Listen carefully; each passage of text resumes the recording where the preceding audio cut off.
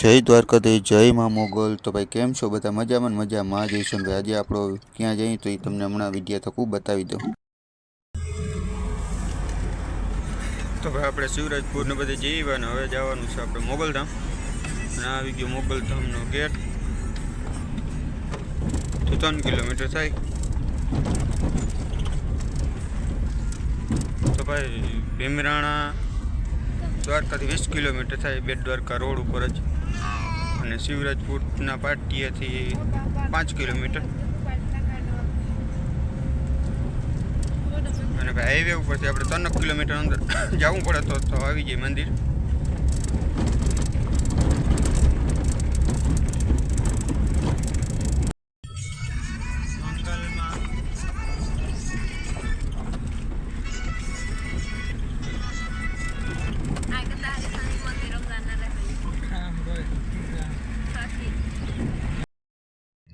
તો ભાઈ આપણે મોગલમાના મંદિરે પહોંચી ગયા હોય અને આ મંદિરે ભીમરાણા મોગલધામ તરીકે ઓળખાય છે। અને ભાઈ આ હે મંદિર મોગલમાનું જન્મભૂમિ। અને ભાઈ આ આવેલું છે આપણે દ્વારકાથી 20 કિલોમીટર આગળ, બેટ દ્વારકાની બાજુમાં। અને ભાઈ આ તો હજી પાર્કિંગમાં જ છે। અને આ પડી આપણી ગાડી। તો ભાઈ હવે આપણે પહેલાં જઈ આવી મંદિરે, દર્શન કરી આવી। અને ભાઈ પછી આપણે આગળ જોઈ। તો હાલો ભાઈ પહેલાં દર્શન કરતા આવી। અને ભાઈ આ મંદિરનો ગેટ આવી ગયો છે। અને ભાઈ મંદિર ખરેખર અહીંયા તો બહુ મજા આવે, એક નંબર છે મંદિર।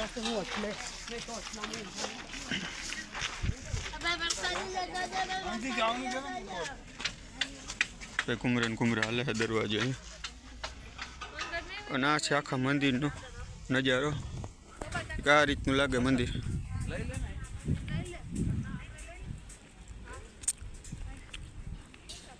અને ભાઈ ખરેખર અહીંયા મંદિર શાંતિ કંઈક અલગ જ હોય। પણ આમ દેખાય છે ધજા માતાજીની।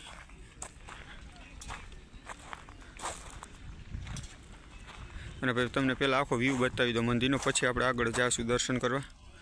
તો ભાઈ કંઈક આ આવી રીતનું છે। ને અહીંયા જે સામે દેખાય છે ત્યાં છે તમારે વિસામો ખાવો હોય તો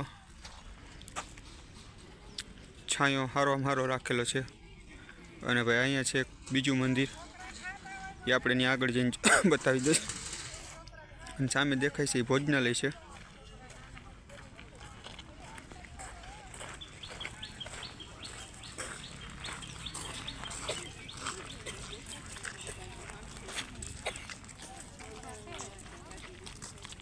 હવે કંઈક આ રીતનું બધું છે અહીંયા। તમને આખો વ્યૂ બતાવ્યો મંદિરનો। અને ભાઈ આ છે માતાજીનો ધોણો। તો ભાઈ એના તો તમને દર્શન કરાવી દઈ। અંદર તો લગભગ નથી, મનાઈ છે ફોટા પાડવાની, પણ ધોણાના તમને દર્શન કરાવી દઉં પહેલાં।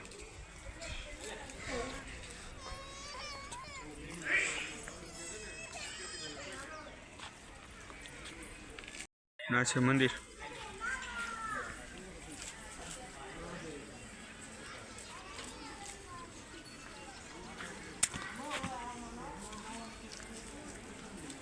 અહીંયા સિટિંગ રાખેલું છે, કેમ કે કોઈને ભાઈ આરામ કરવો હોય તો છાયા માટે। તો ચાલો ભાઈ પહેલાં દર્શન કરતા હોય ને પછી આપણે આગળ વધશું। તો ભાઈ મંદિર છે બીજું, કહેવાનું હોય તો જોઈ લઈએ। હિંગળાજ માતાનું મંદિર છે। ના છે ભોજનાલય। ચાલો ભાઈ આપણે પહેલાં પ્રસાદ લેતા આવી।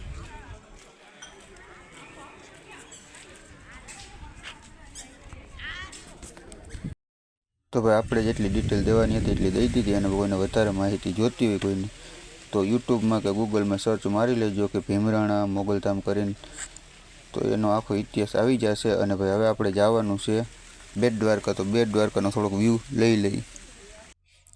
તો ભાઈ આપણે ભીમરાણાથી સીધે સીધા આવી ગયા બેટ દ્વારકા. અને ભાઈ બેટ દ્વારકા તો મંદિર બંધ રહી છે, કેમ કે ભાઈ ટાઈમ થયો છે 2, એટલે મંદિર થઈ ગઈ છે બંધ. પણ છતાં આપણે પુલ ઉપર જવું છે,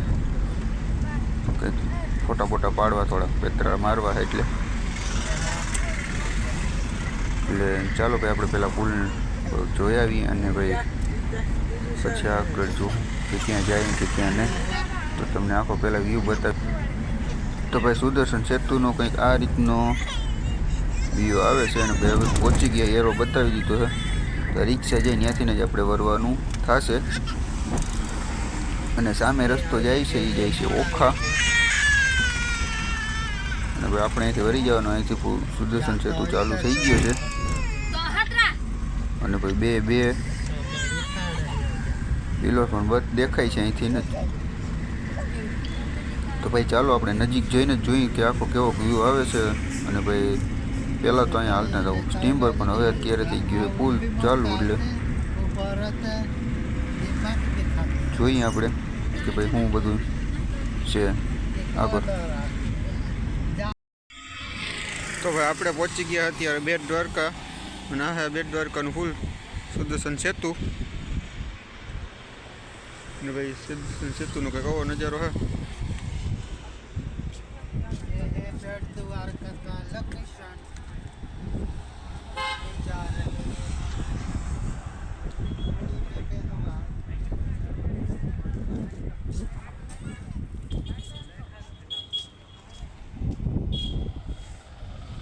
ભાઈ આ બધા એરિયા ઉડકા.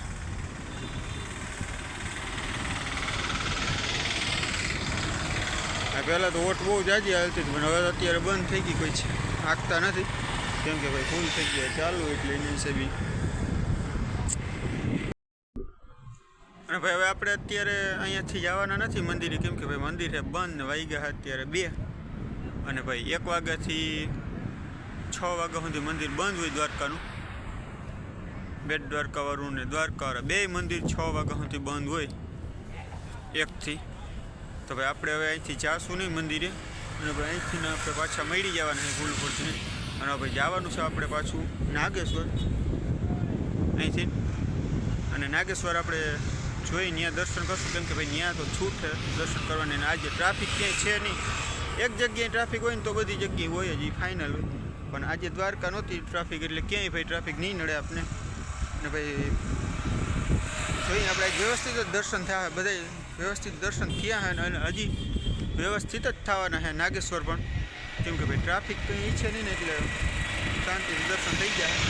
અને જોઈએ હવે આપણે આગળ પછીનો ક્યાંનો પ્લાન છે, કેમ કે ભાઈ આપણે થશે મોડું. આપણે 6 વાગે તો પાછું બહાર જવાનું છે, 6 વાગે પહોંચી જાય એવી રીતનું કરવાનું છે.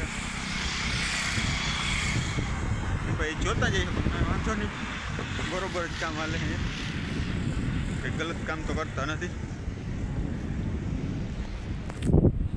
તો ભાઈ આપણે પડી છે ગાડી. આ છે સુદર્શન સેતુનું પુલ. તો ભાઈ આપણે એનું બધું કમ્પ્લીટ થઈ ગયું છે. અને હવે આપણે નીકળી ગયા છે પાછા નાગેશ્વર જવા માટે. અને હવે નાગેશ્વર અહીંથી જાજુ થતું નથી, તો આપણે પેલા નાગેશ્વર જઈએ. આપણું બજેટ ખોરવાઈ રહી એમને થોડું હાલે કંઈ.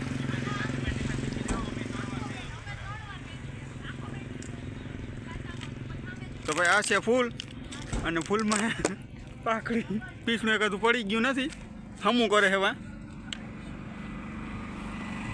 તો ભાઈ આપણો વિડીયો અહીંયા કરીએ છીએ પૂરો. અને ભાઈ આગળ જવાના છે નાગેશ્વર. તો નાગેશ્વરનો તમને આખો વ્યૂ પાછો બતાવી દઈશું બીજા વિડીયો તકો. તો ચાલો, જય મુરલીધર.